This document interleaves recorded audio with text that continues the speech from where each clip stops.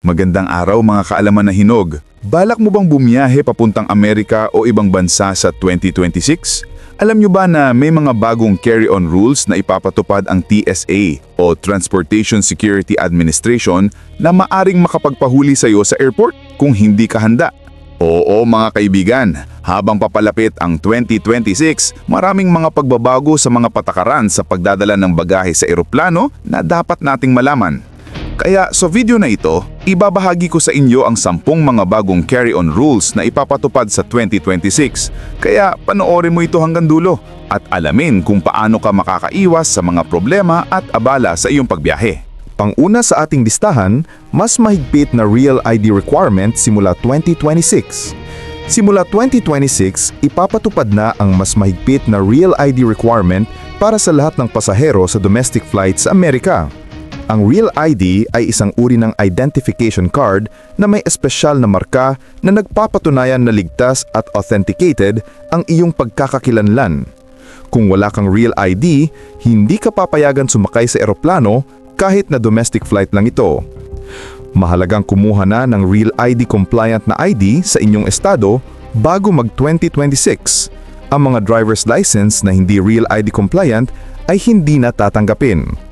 Mag-apply na ngayon pa lang upang maiwasan ang abala at pagkabigla sa darating na 2026. Pangalawa sa ating listahan, bagong liquid limit at mga patakaran sa toiletries. Sa 2026, magkakaroon ng bagong patakaran tungkol sa mga likido sa carry-on baggage.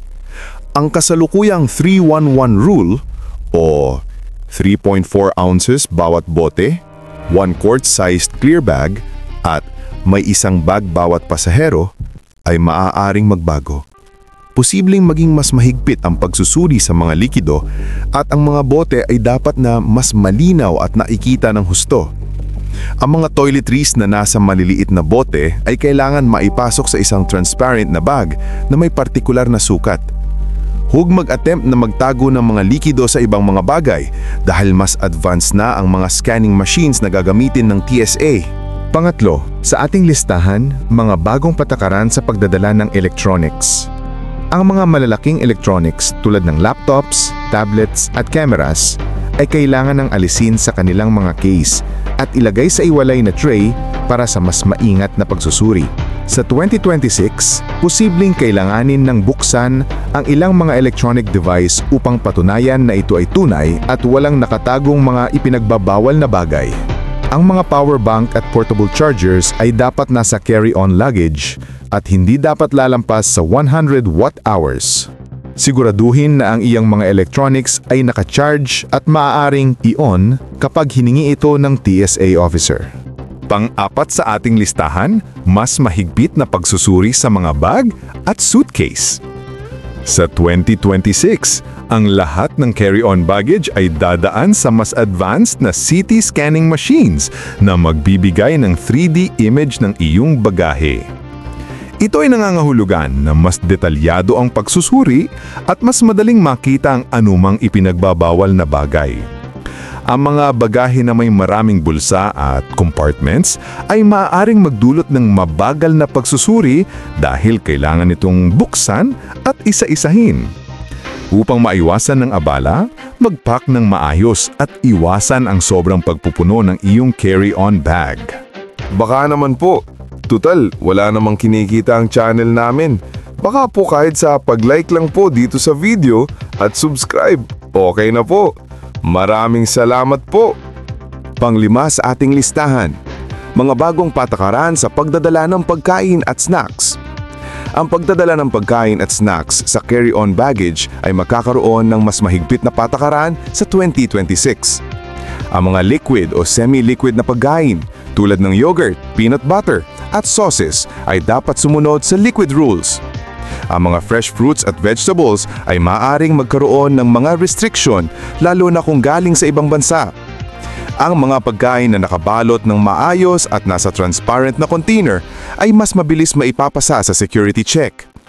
Iwasan ang magdala ng mga pagkain na may malakas na amoy dahil maaari itong magdulot ng karagdagang pagsusuri. Pang-anim sa ating listahan, mga pagbabago sa pagdadala ng gamit at medical supplies. ang mga pasaherong may daladalang gamot at medical supplies ay kailangang sumunod sa mas mahigpit na patakaran sa 2026. Ang lahat ng gamot ay dapat nasa orihinal na packaging na may malinaw na label ng pangalan ng pasyente at reseta. Ang mga liquid na gamot na nalagpas sa 3.4 ounces ay kailangan ng medical certificate mula sa doktor. Ang mga medical devices tulad ng CPAP machines at insulin pumps ay kailangang ma-declare sa TSA officer bago dumaan sa security check. Magdala ng extra supply ng gamot sakaling ma-delay ang iyong flight. Pangpito sa ating listahan, bagong patakaran sa mga personal na gamit at alahas.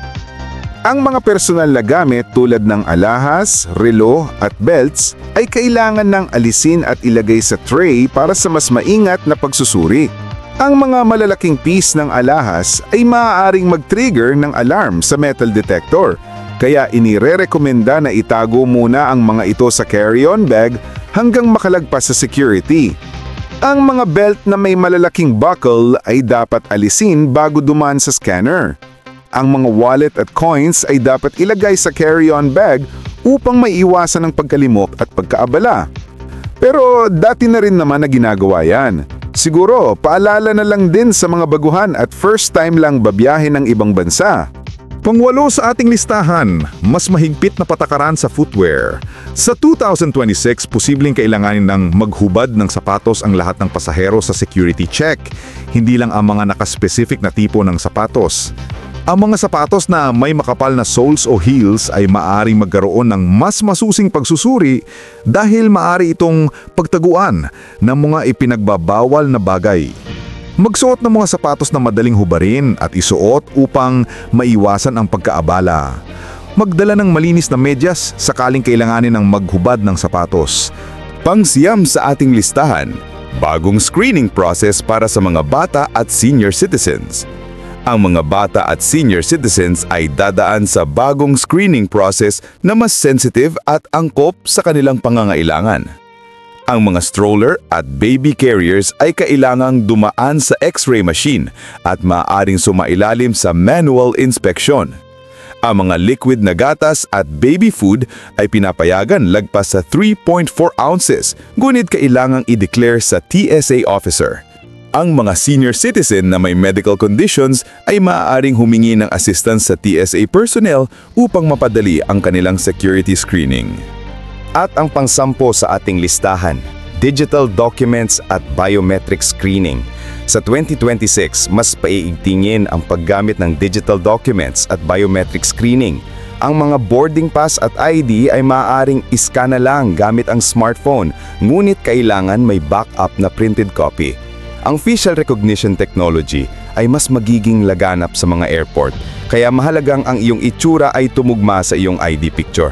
Ang mga pasaherong ayaw gumamit ng biometric data ay maaaring humiling ng alternative screening process, ngunit ito ay maaaring magdulot ng karagdagang oras. Mga kaalaman na hinog, ang paghahanda ang susi sa maayos at masayang pagbibiyahe. Sa pamamagitan ng pag-aalam sa mga bagong patakaran bago pa man mag-2026, maiiwasan natin ang mga abala at problema sa airport. Laging tandaan na sumunod sa mga alituntunin at magpakita ng respeto sa mga TSA officers at airport personnel. Ibahagi ang video na ito sa iyong mga mahal sa buhay na balak magbiyahe sa 2026. Maraming salamat po at God bless po sa ating lahat.